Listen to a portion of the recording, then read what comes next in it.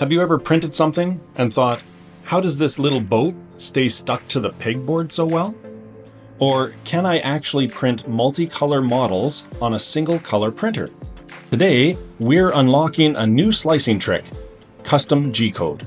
Open Creality Print 6.0. Import model, add negative part. Adjust their size and position them exactly where they should go in the model. Click Slice to process the model. Once slicing is done, use the height preview on the right to find the target layer. Drag the animation progress bar to navigate layer by layer. When the progress bar is at 0%, that's where the pause will be triggered. In the past, this meant manually editing G-code. But now with Creality Print 6.0, it's just one click. Right-click on the target layer. Choose Add Pause from the menu. Reslice the model, and you're done.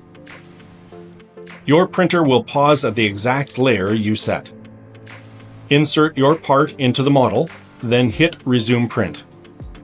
And just like that, the magnetic boat is finished. For multicolor models, it's the same idea. Add a pause at the desired layer. When the printer stops, retract the filament. Swap in a new color, then hit Resume.